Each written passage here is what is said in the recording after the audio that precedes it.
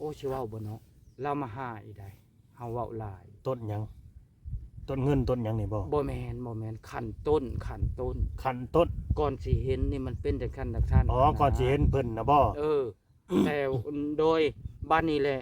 ขาน้อยบ่อยากเว้า เพิ่นสิ ขาน้ เป็ อน ย หยัง เว้า เพิ่นบ่ได้มาหาเฮาเลยก็เว้าเลยแหละคันต้นเพิ่นสิมาหาเพิ่นมีปรากฏการณ์แนวใดแน่เป็นจังไดลุงว่ามาโลด ขาน้อยทำแนวนี้ก็สิเห็นนี่ เจ้าเฮ็ดห เนี่ย ยัง ขาน้อยตายแล้วขาน้อยอยู่คนเดียว โดย บาดนี่ขาน้อยอยู่คนเดียวเลยก็ขาน้อยก็เห็นพ่อแม่เฮ็ด โอ้ เพิ่นสิไปบ้านมื้ออื่นเมืองไกลเพิ่นก็อันเขาเอิ้นเป็นหยังปงผวานนะปงผวานเขาเคยเห็นบ่ แม่นๆเคย ปงผวานเพิ่นน่ะเบิ่งแย่งเด้อกันนี่ขาน้อยก็เฮ็ดตามนั้นแล้ว โอ้ ขาน้อยได้กินเขาขาน้อยก็แบ่งทุกคาบ โอ้เวลาสิเดินทางไกลเนาะ ขาน้อยบ่ได้เดินแล้วอยู่ในนี่แหละ โอ้ ขาน้อยเป็นคนอนาถาเมียก็ตายป้าลูกก็บ่มีตาก็บ่เห็นหุงหน้าก็บ่เฮ็ดเบิ่งขาน้อยแน่เด้อสักเกเทวดาเอ้ยนางน้อยธรณีเอ้ยขาน้อยก็บ่มีหยังอันให้ทานขาน้อยก็มิได้ปลาขาน้อยก็แบ่งให้ฉันนี่แล้วฉันบ่ฉันขาน้อยก็บ่ฮู้จักฉันบ่ฉันก็ได้ โดย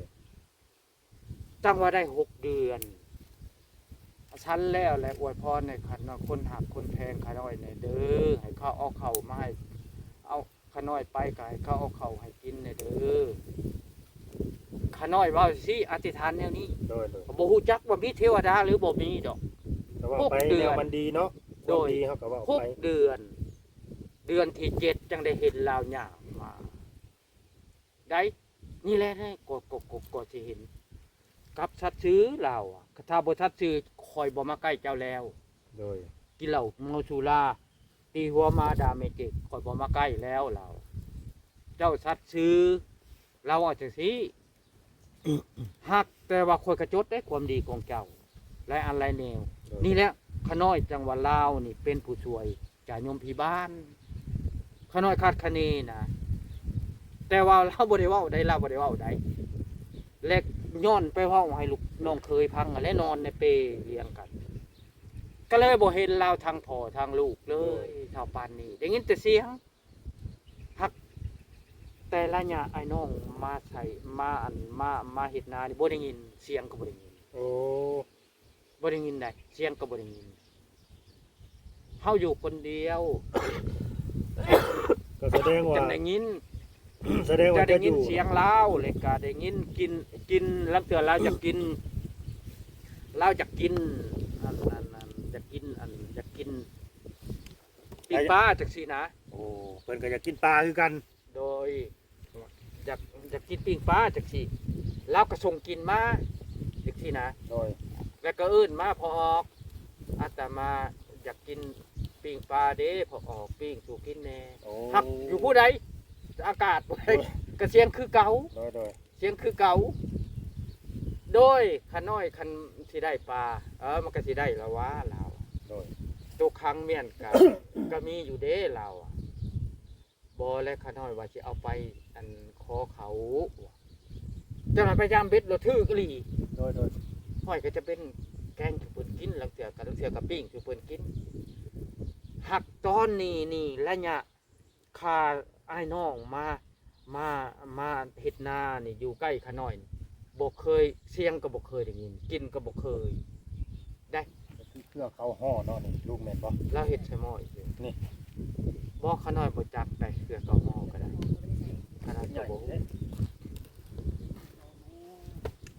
โตจริงแนวนี้แล้วฐานเอ้ยเทวดานี่ โดย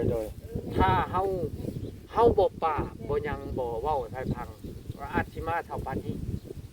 ก็แม่น ถ้า นั่นแหละ แต่ว่าถ้าบ่สงบคือไอ้น้องมาล้มมาลิ่นนำมาอันเฮ็ดนานี่โอ้บ่มาใกล้แท้บ่มาใกล้ได้ใช่ม้อยเลย เจ้ามาอยู่นี่ก็บ่มาใกล้เลยบ่ บ่มีแต่เสียง อ๋อเสียงก็ได้ยินอยู่คู่มื้อนี่ก็ดิ บ่ตอนนี้บ่ได้ยิน บ่ได้ยินแล้วเนาะ ตอนไอ้น้องบ่ได้มาพี่เขาบ่ได้มาเฮ็ดนาพี่จะได้ยินเขาอยู่คนเดียวพี่ ยามนั้นน่ะบ่ท่วมบ่ดุมแค่นี้ ท่วมขะเนาะ5เทื่อขะน้อยกับ เจ้าไปอยู่ในไส ไปน่ะนอนอยู่หั่นแหละนอน นอนในกลางแดดนั่นแหละ นี่คือบ่ บ่เลว นี่บ่นอนบ่ในเทิงนี่ก็ดี บ่ มันสูงบ่ นี่ดิเอาแป้นอันนี้ไปปูแล้วเขาหน่อยก็นอนในเต็นท์นั่นแหล้ว โดยโอ้น่ากลัวแล้วก็คือนอนในน้ำแบบนี้เนาะ บ่ผู้เล็บไปนอนอยู่อันโน้นผู้แล้วมีโน้นเฉยๆเพราะว่าปีนี้น้ำท่วมโบราณน้ำท่วมอย่างสูงกับพอดีท่วมหัวยืนในนี่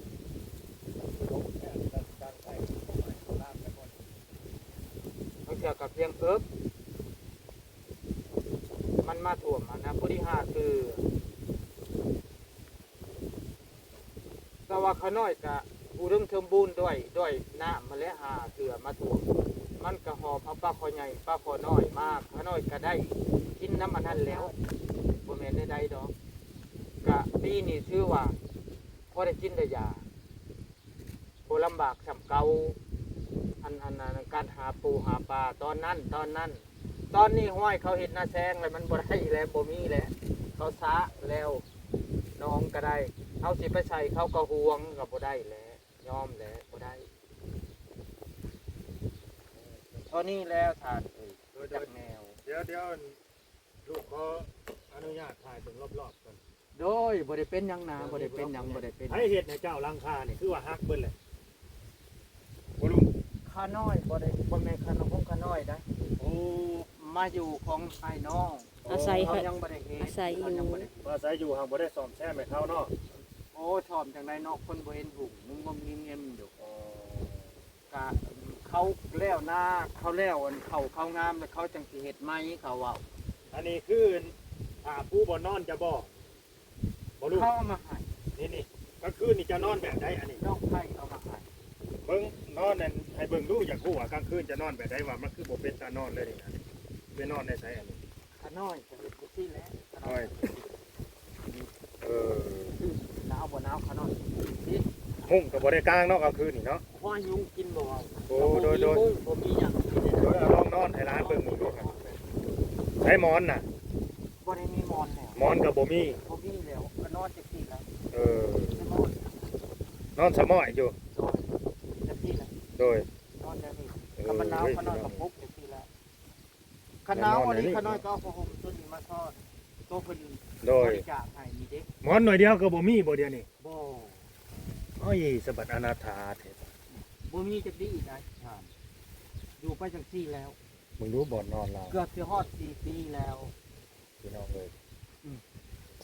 สาดกับบ่มีเนาะ สาดตูบ่อนนอนก็ บ่ สาด มี บ่ กับ มี บ่มีหมอนกับบ่มี บ่มี เขา เฮ็ด บ่ ให้ดีกว่านี้ก็บ่มีกระตุกกระตับนี่ก็โอ้ย ข้า เนาะ น้อยเฮ็ดเอาบ่ได้มีแต่เขาเฮ็ดให้ ยามฝนนี่สิไปอยู่จังได๋ไปหลบแดดหลบฝนเนี่ยได้ ก็อยู่ไปสิแล้วเดี๋ยวกระตุ้ม บ่ลุงอันนี้จักเอาให้เขาบอกของไอ้นอกเขาบอก โดย จักผมนะเพิ่นเนาะ จับตุ้มน้ำ กลางเว้นนี่เจ้าอยู่นี่ตลอดบ่หรือว่าไปหาอยู่หากินอยู่บ่ บ่ได้ไปหากินข้าน้อยก็อยู่นี่แต่ถ้าข้าน้อยไปหากินแหละข้าน้อยก็ไปบ่อนผู้แล้วบ่หากินแหละ อันว่าไปขอข้าวขอน้ำนี่เขาไปไกลอยู่บ่ เฮ้ยในบ้านหมดบ้านนี่แหละ โอ้ ไปขอเพื่อน ไปขอนี่ไปขอน้ำเพื่อนบ่หรือว่าไปเอาข้าวในวัดมากินลุง ข้าน้อยบ่ได้ถูกเอาเข้าในวัดได้ โอ้มีแต่ไปหลอกขอน้ำเพื่อนผู้เพื่อนคนเนาะ โดย ตัวอย่างพ่อบ้านเมียพ่อบ้านยง โดย บ้านกลาง โอ้ ข้าน้อยก็เอาเกียร์3ป้อง4ป้อง เคยได้เคยกินนะเพิ่นเนาะ โดยก็หลายคนผู้ใจบุญหลายคนหลายแสนผู้ใจบุญเพิ่นให้ข้าน้อยก็ตาม ชีวิตอนาถาพี่น้องเอ้ยเนาะ ได้บุญ อยู่ผู้เดียว แต่การเทวดาที่ข้าน้อยเว้าก็มี โดย มีจริงได้ โดย ข้าน้อยไปยืนเทวดาเอ้ยสมมุตินะข้าน้อยของข้าน้อยนั่งได้สิ่งไผ โดย ข้าน้อยไปเอาคืนลูกขึ้นเพียงนี้แล้วป๊าดตู้ละชูงเรียล้ออันนี้ แม่น ป๊า มัน ด ก็สูงนั่นแหละ มีเท่านึงเรามาให้เบิ่ง9 คน โอ้ มีพระวันที่ทนอีกมาพุ่นเจ้าว่าพระวันที่ทนนี่เป็นเทวดาได้ โอ้ ถ้าเกิดเป็นเทวดานำเขาได้พระวันที่ทนเจ้าผู้บ่คนบัดดง โดยอาจจะเป็นองครักษ์เพิ่นเนาะเป็นบริวารเพิ่นนั่นแหละ โดย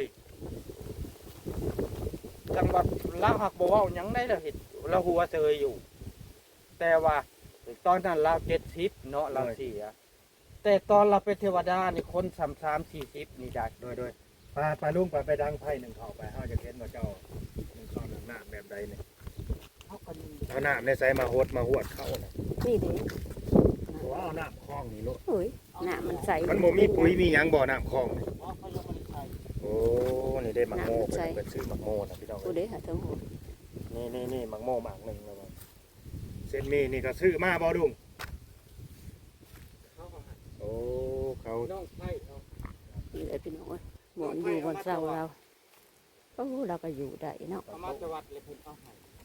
อยู่แบบอนาถาอะไร มีคงกิน ครอบครัวทุกข์ยากลำบาก เอา มันอยู่ของกิน แท้มันกระติบข้าวแห้งสิซื้อ ไม่ใช่เขาแล้วทีหนึง จักข้าวหมาแล้วไว้ในไสอันนี้นะคุณบอก โดย พาปิดอันนั้นไปจ้ะ โดยเอา เพราะว่าที่นึงเข้าเนี่ยวันนี้แหละครับได้ยินเสียงคนมา โดยจะว่าหิวข้าวแล้วเอาดังไฟหนึ่งข้าวคือล่มแท้มันสิบ่ปิ้วไปสิบ่ใหม่ได้บ่ลูก ก็จังว่านะ สิบ่ล่ามไปผู้บ่ จังว่านะ ถ้าอยู่เนาะคันล่ามไปมันก็สิใหม่ได้แล้วนี่แหละมันสิบ่ใหม่เนาะตรงให้ตรง บ่ได้บ่ให้มาบ่ให้อันใดมันสิไปจักคันนี้มันสิไปจัก โอ้ แล้วก็สิใหม่บนอยู่บ่ได้บ่ได้ให้ล้ามได้ก็กวาดออกแล้ว โดย กวาดออกเฮาสิดังไทยก็เนี่ยเอายับเข้ามาใกล้ โอ้แน่บังลมจะบ่ ๆโดยนี่แหละ เรายังอ่านเนี่ยเราว่าใช้กับไผ่ นั่นแหละ เจ้ายังอ่อยบัดมีบ่แนวอ่อย มีอยู่โอ้ข้างนอกก็บ่อยากดังเลยเพราะว่ามันทานกับมะพร้าวอยู่ เว้าตามสื่อเลยข้างนอกก็อายแล้ววะ อายในใดดังโดนแล้ว บ่ ยาทานมะพร้าวอยู่แล้ว บ่ วะ ดังเลย สิเบิ่งเจ้าหนึ่งข้าวหนึ่งน้ำว่าเจ้าเฮ็ดแนวใดวิธีชีวิตเจ้าหนึ่งข้าวหนึ่งน้ำกินเองหั่นนะอยากเบิ่งให้ผู้รักผู้ใหญ่เพิ่นเบิ่งนำเพื่อเพิ่นสิได้เมตตาเฮาการใช้ชีวิตของคนแก่ชราคนหนึงพี่น้องเอ้ยคือว่าลูกเมียบ่มีหั่นแหละเขาเข้ามาเพิ่นเขาก็มาหลายตื้อเนาะ เบิดมือเบิดจัก ป้องหนึ่งกับ3 กรัมคือว่ากุ้มหนึ่งมื้อ หนึ่งมื้อ เพราะว่าข้าน้อยกินตอนเช้ากับตอนแรงตอนเพลงข้าน้อยไม่ได้กิน โดย ข้าน้อยกดนั่นกำหนดเอาเอง เพราะว่าข้าน้อยเป็นคนฮู้ว่าตัวเองเป็นคนอนาถาหาข้าวหาน้ำยากและกินแต่ตอนเช้ากับตอนแรงเท่านี้ โอ้ มื้อหนึ่ง2 ค่า โดย เท่านี้อันตอนเพลนเลยบ่ได้กินอดทนอยู่ประมาณ3 เดือนก็เลยคุ้นเลยลื่นเลย แล้วก็เท่าปานนี้ โดย เกือบจะหมด4 ปีแหละ โอ้ ข้าน้อยกินแต่มื้อหนึ่ง2 ค่าเท่านี้โอ้ยดังบนนี้เด้ข้าน้อยก็เอาอันนี้แล้วมาดังเด้ ดังโลดแล้วลุงเอ้ยดังโลดแล้วบ่เป็นหยังดอกดังโลด คะแนนอยากให้มันลามแหละพ่อ เราคือความหมายของเราได้อายแล้ววะ อายหยังดังโลด มายืนเบิ่งอะไรอย่างอายเราบ่อยากดังนะ เกือบขาดบ่น่ะหรือว่ายางตีนโหลด ย่าง ติดหลุด ย่างติดหลุด โอ้ อยากจะหลดใส่ ข้าน้อยไปขอเอาน้ำช่างเขา น้ำช่างเขาขอติดหลุดหัว เขาเอาให้มันดังเอามาดังไพ่มันดังยากนะในนี่แหล้วฐานโดยชาถูกเอาอยู่ดีไม่แห้งข้าน้อยอยากใหายกลับแล้ว ฮะดิเราส่ง เพราะ เราอยาก ว่า ให้กลับ ข้าน้อยอยากหนึ่งเขาเลยเด้มันเบิดเลยเด้เว้าสุพังเบิดสุแนวเลยเด้ อย่างหนึงเข่า โดย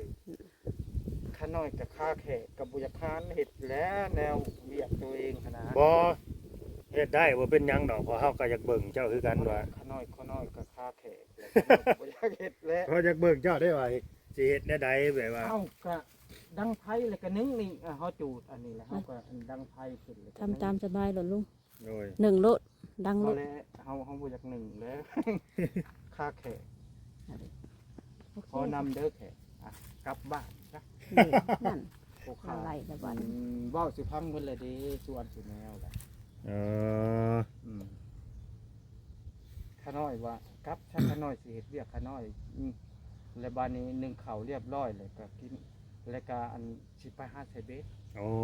นึ่งข้าวแล้วก็สิกินข้าวแล้วก็สิไปหาใส่เบ็ด โดย สิไปใส่เบ็ด โดยเอากลับพี่น้องเอ้ยเพิ่นให้กลับแหละเพิ่นบ่ยังไง เราบ่ บ่ ให้อยู่ แม่น แล้ว เพราะว่าขาน้อยอัน แล้วหิวข้าว เวียกอยากไปหาใส่เบ็ดเด้ เพิ่นบ่ยังไงเห็น น้าอ้ายน้าอ้ายผู้ขาน้า ละ อ้าย อาย เอาเงินให้เราไปซื้ออัน เอาสิเอาเงินให้นี่เอาลุงแอดได้เนาะ โดย เอาสิเอาเงินให้30,000กีบ อัน เอา นี้ขาน้อยก็มีสำนึกขาน้อยสิไปใส่เบ็ดเอากระปูได้กระปูได้ อันนี้เอาให้เงินเจ้า30,000กีบเด้อเลยไปซื้อซื้ออีหยังพี่น้อง สาธุ ซื้อของกินนั่นแหละ ซื้อของกินเจ้าเล็กๆน้อยๆหั่นแหละเนาะ โดย ซื้อยาสูบ 30,000กีบ30,000กีบ โดย นี่เหงื่อเพิ่นพี่น้องเอ้ย เหงื่อเบ็ดแล้วกระปูเนาะ มีแต่กระปูเนาะ กระปูเนาะ ไปหาอยู่ไสกระปูนี่ลุง ขาน้อยไปบ้านนาสามได้ย่างแจ๊ดึกๆเลาะขอกไปเลาะขอกทาง กระปูน้อยนี่มันมักถือปลาขอเลยเนาะปลาดุกก็กินบ่ บ่กินแต่ปลาคอลองมากับปลากดครับมันมีแล้วก็ปลาบูเท่านี้3อย่าง โอ้ ตัวร้ายก็ยืนยันโลดว่าปลาคออย่างเดียว โดยอันนี้ต้นหอมเนี่ยก็เพิ่นให้มาบ่หรือว่าไปซื้ออยู่ตลาด ข้าน้อยไปมื้อเช้า อ๋อ ไปซื้อเอามังโมเลยก็ไปซื้ออันนี้ โดยโอเคพี่น้องเอ้ยเฮาก็สิได้จบคลิปเนาะสิ เรา ได้ หิวเขาวจากเรายัง เมื่อเราหิวข้าวแล้วเลยจังดังไผกินข้าวแล้วก็สิกินข้าว แม่นแหละค้าแขก แบบเรา จักแกนได้แหละ บ่สะดวกเนาะง่ายๆซะ แม่น เราอายบ่เรือจังได๋ อายอย่างไรอาย อายบ่ลุง อายกะข้อที่1อายข้อที่2กะเฮาเฮ็ดเวียกบัดแขกมาเฮากะบ่ควรนะสิไปเฮ็ดเวียกเฮา โอ้ คือไปซั่น เดี๋ยวๆ คือจังซี่แหละ อันนี้เข้าใจ คือจังซี่แหละ เข้าใจคือ เฮา ความหมายเพิ่น ป้าแขก แม่นคือความหมายเราเนี่ย เป็นอันนี่แหละ ถ้ามีคนมาหาหนนะพี่น้องเอ้ย ต้องคุยกับเพิ่นก่อน ต้องคุยกับแขกกับคนก่อน สิมาเฮ็ดเวียกบ่ได้ ถูต้องเลย ถ้าสิไปเฮ็ดเวียกของเฮาเชยอยู่บ่ได้แบบ นั่นแห นี้ ละนั่นแห นะ ละมันบ่ควรหั่นนะ อ๋อ ข้า ก็ น้อย คือ เลยบ่อยาก เพิ่นก็เลยว่าขอนี่ให้เฮานี่กลับก่อนเพิ่นว่า อีกมุมหนึงก็จะคือเพิ่นไล่เฮากลับนี่แหละ บ่โอ้ยสิว่าซั่นผู้ข่าวบ่ได้ไล่ผู้ข่าวบ่ได้ไล่ เออ บ่ได้ไล่ โดยเฮาขอไม้เฮาคืนลุงเด้อขออนุญาตเด้อ โดย พูดเอาเลย แล้วแต่ โอเคให้เจ้าเฮ็ดอยู่เฮ็ดกินเนาะบาดนี้เนาะ โดย เฮาก็สิได้ บ่รบกวนแล้ว บ่รบกวนเพิ่นพี่น้องเอ้ยเนาะ ขอบใจเด้อ โดย ถูก ให้ ถูกน้ำถูก โดยให้อยู่ดีมีแห้งเด้อลุงเด้อ โดย โดยอยู่ดีมีแห้งสุขภาพเข้มแข็งเนาะ โดย ขอให้มีผู้รักผู้ใหญ่เพิ่น อืม เป็นดูเมตตาให้การช่วยเหลือสงสารเพิ่นพี่น้องเอ้ยแต่ ข้า ว่า น้อยเป็นคนอนันทาจริง โดย เมื่อเท่านี้แหละ เฮ็ดได้ลุงสิได้พ่อกับเทวดา บ่ได้พ่อดอกเพราะว่าเฮาไปเว้า เว้าเบิดเลยเนาะ เฮาไปเว้าให้คนพังบ่ได้ โดยสำบายดีลุงสำบายดี สมมุติว่านี่ทานอยากถ่ายรูปเอ้า โดย เห็นบ่อยากครบสมมุติว่าเป็นแนวนี้แหละเฮาเขาเอิ้นว่าได้เนาะเบิ่งคิดก่อนเด้อ คิดก่อน เฮาสิเว้าให้มันถูกกันนะสมมุติว่าเฮาเตรียมตัวจักซี่ โดย มีคนมาเตรียมพัง โอ้เทวดาบ่มาไกล บนแม่นนั่นมีมือหนึ่งแมวมาเวียนบ่ลมกันกับหลาน นี่จอย แมวมาเวียนจุเมาเลยเทวดาสิมาแล้วเพิ่นบ่ได้มาแต่เฮิงเลยจับแขนหลานเวียนโอ้ยมันผืดไปโป๊บบักใหญ่ย่า โดยอัน ก็ นี้ อยู่ เดินลุงแอดก่อนสิครับเดินร้านขออนุญาตถามของทุกสิ่งทุกอย่างนี่มีหยังแน่เป็นของเจ้าแน่นี่นะของใส่นี่ ของ ที่ว่า เรา เป็น แหละ ของเจ้านะลุงของเจ้าเบิดเลยบ่นี่บ่เฮ็ดแต่กระโปรงนี่ แม่นเลย อ๋อ แม่นอยู่ ก็คืออย่างที่เห็นเนาะอย่างที่เห็นเนาะ คืออันนี้ สวยบ่วงเรา ข้าน้อยก็ไปหลับน้ำองค์น้ โอ้ ำอันเวียดตลาดน่ะเด้ โดย เอาองค์นำ คืออันนี้นี่ ไปหลับเขาแหละให้เงินเขาแหละบ่ ข้น้อยก็อธิษฐานให้เทวดาฉัน โอ้ ข้าน้อยได้มาข้าน้อยก็แบ่งให้ฉัน อ๋อ ให้เพิ่นฉันนี่เด้ นี่เราจะให้ เทวดาบ่อันนี้ โดย โอ้คือ ซองแผ่นซองอันนี้อันนี้ข้าน้อยปลาแม่นตอนเช้าคนนี้ โอ้คือเหี่ยว กาให้เท เนาะ วดาฉัน แม่นเทวดาชั้น ถ้า แหละ ข้าน้อยเพิ่นฉันแล้วข้าน้อยขอฉันขอน้ำเพิ่นเลยก็ฉันคือเห็นว่า อันยักคู่ฉันแล้วก็ไม่ออกฉันตืมข้าน้อยก็เว้าจังซี่ โดย รู้สึกว่าบริพิษแปลกแนงใด รสชาติยังคือเก่าบ่ คือเก่า โดย สงสัยเพิ่นสิกินภาษาเฮาว่าเงา โดยแม่นๆกินเงา ภาษาเงาสมมุติเงาคือแบบนี้เลยนี่เงาแบบนี้ แม่น สงสัยแนวนี้ ชั้นแต่เงาเนาะเพิ่นชั้นแต่เงา โดย เทวดา โดย หรือว่าน้ำทำจักซี่นะ โดย บ่แม่นว่าเอารูปทำให้แนวนี้เอารูปทำให้แนวนี้ย่านเพิ่นสิชั้นน้ำทำเฮาบ่ฮู้จัก ทางบ่ได้จืดได้จางบ่ลุงบ่ได้จืดได้จาง บ่ ร ข ส น้อย ชาติ สังเกต รส แล้ว ชาตินังแสบคือเก่าร ส แกง ชาติยัง แก คื ง อเก่า แกงปูแกงปลาขน้อยให้คือกันนั่งชั่วโมงหนึงขน้อยก็เลยว่า เทวดาขน้อยสิล้างแม่นเลยใดและขน้อยขอฉันเด้ออย่าให้มีบาปมีกรรมเด้อเว้าสิขน้อยก็ลองฉันเบิ่ง โดย คือเก่าฐาน1กิน2โหลด3ความแซ่บคือเก่า โดย ขนาดว่าอะไรชั้นแนวใดอันนี้บัดแล้วพระเอิญมาใส่ว่าบ่ออกแกงปลาสุกินแน่เพราะว่าขนาด โอ้ ทักผู้หญิงทักชายขนาด โดย บัดเฮาอันถวายแล้วนี่ ได้ ชั้นแนวใดขน้อยก็คือขน้อยจังคอเว้าว่าชั้นเงานี่เลยเด้ๆแบบเงาอันนี้เด้ โดย หรือว่าน้ำทำนี่เด้นี่ย่านแบบนี้เพิ่นชั้นนี่นะ อันนี้เว้าซื่อๆได้แต่ว่าถูกบ่ถูกบ่ฮู้จักคาดคะเนเว้า แม่นๆก็ ซื่ สิ อ มีเหตุผลอยู่คือจะเว้ากันน่าสิถือกี่ดอก ๆแต่ว่ากินนี่คือเก่าเด้อรสอีกก็คือเก่ารสชาติน่ะเด้คือเก่าขน้อยลองทดสอบแล้ว มัน แปล บ่ กอันนี้ว่ะ มันบ่คือตัวนี้เด้อรสชาตินี่สิบ่คือของที่แบบว่า บุญห่อข้าวสากข้าวประดับดินจะเห็นบ่ที่เขาเฮ็ดห่อข้าวแล้วไปยายๆเฮาไปกินมันจืดได้ตัวน่ะ คือเฮายายให้คนที่เพิ่นตายหั่นน่ะแล้วเฮาไปกินนี่มันจืดได้ของพวกน่ะจืดเบิดเลยได้คือตัวนี้ยังคือเก่าแม่นว่ารสชาตินี่ คือเก่า อ๋อคือเทวดาเนาะ โดย อันน่ะเทวดาชั้นนี่คือเก่า ขน้ยในเพิ่นชั้นและอันนี้ โดยอ้า อธิ ว ษฐานถึงเพิ่น เดี๋ยวร้านสิไปก่อนบัดนี้ มื้อหน้ามื้อในสิมายามยามใหม่เด้อ โดย โด สาย ธุ โดย อยู่ดีมีแฮงเด้ออ้าว สาธุสาธุ เงินไหลนองทองไหลมาหาถึงเจ้าเด้อ สาธุสาธุสมพร ขอ ปา ให้ ก หา เด้อ เงินได้เต็มทงลุ่นไทย สาธุ นี่เด้ได้เงินนำ โดยสาธุสา ขอ ธุ ให้หาเงินได้เต็มทงลุ่นไทยเด้อความเจ็บอย่าได้ความไข่อย่ามีสาธุ สา เทวดากระเบึงน้ำกั สาน ธุ อ้าว สมพรปาก เด้ เด้อลูก เพิ่น เนี่ย เพิ่นเพิ่นเพิ่นให้ขาน้อยเพิ่นให้ โดย ขาน้อ สาธุ สาม พร สิบ ปาก พัน โดย อ้าวนิมนต์เมื่อเท่านี้ สาธุ ขอบใจเด้อ โดย ขาน้อยก็สิหนึ่งเขา โดย ไปแหละสิหนึ่งเขา โอเคพี่น้อง โดย เอาสิจบคลิปไว้สำหรับเนาะขอบคุณคุณผู้ชมเด้อขอบคุณกดไลค์กดแชร์กดติดตามเนาะมึงจะจบคลิปให้เลยเด้อพี่น้องเนาะมึงยาวๆให้หน่อยขอบคุณไปแล้วพี่น้อง